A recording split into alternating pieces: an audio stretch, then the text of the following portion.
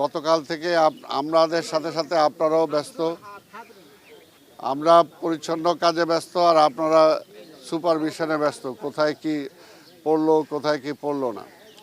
তো আপনারা জানেন গতকালকে রাত্রেও বলেছিলাম যে গতকাল দুপুর থেকে আমাদের এই বর্জ্য সংগ্রহের কাজ শুরু হয়েছে। আপনারা জানেন ঢাকা শহরের বিভিন্ন জায়গায় সারাদিন কোরবানি হয়েছে, এমনকি সন্ধ্যাবেলাও হয়েছে। সেগুলোকে আমাদের রাত্র 12টা-1টা পর্যন্ত অপসারণ করতে যেয়ে সেগুলো পরবর্তী পর্যায়ে আর ট্রাক না থাকার কারণে বিভিন্ন অলিগলি থেকে বের করে মেন রাস্তার পাশে সেগুলো বর্জ্যগুলোকে একসাথে করা হয়েছে বিভিন্ন জায়গায়। আজকে সকাল থেকে সেগুলো আমাদের প্রধান যেখানে আমরা ডাম্প করি সেখানে নিয়ে যাওয়া শুরু হয়েছে, এবং আজকে আশা করি আমরা যে আজকের মধ্যে ম্যাক্সিমাম আমরা করে ফেলতে পারবো।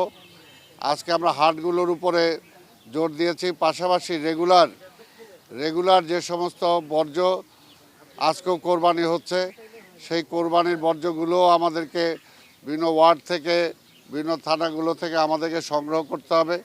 সেই ব্যাপারে আমাদের পরিচ্ছন্ন কর্মচারীরা সেখানে আছেন, কাজ করছেন। তারপরেও বিভিন্ন জায়গায় কিছু গাফিলতির কারণে আমরা কিছু কর্মীকে আমরা শোকজ করেছি।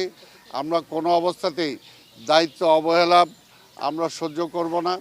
আমরা চাব যথাসময়ে যথা কাজ, যেটা আমরা বলেছি, মাননীয় প্রধানমন্ত্রী যেটা আমাদের নির্দেশ দিয়েছেন আমরা সেটা পালন করার জন্য চেষ্টা করব। আজকে আপনারা আসছেন, আপনাদের সবাইকে ধন্যবাদ। নির্মাণে নাম্বার 1 শাহ সিমেন্ট। এটা যারা ইজারাদার ছিল তাদেরকে আমরা পেনাল্টি করব, এছাড়া তার বিকল্প কোনো পথ নাই। এবং পরবর্তী পর্যায়ে আবার এই সমস্ত হাটের এরা ইজারা পাবে কি না সে ব্যাপারে আমাদেরকে চিন্তা করতে হবে। যারা ডিসিপ্লিন মানে নাই, কারণ হাটগুলো তারা পরিষ্কার করার কথা। এইখানকার বর্জ্য, এখানকার অ্যাটলিস্ট তাদের বাস টাসগুলো আপনারা দেখতে পাচ্ছেন আজকে হাজারীবাগে, সেখানে লক্ষ লক্ষ বাস। তো এইগুলো তো এইভাবে হয় না।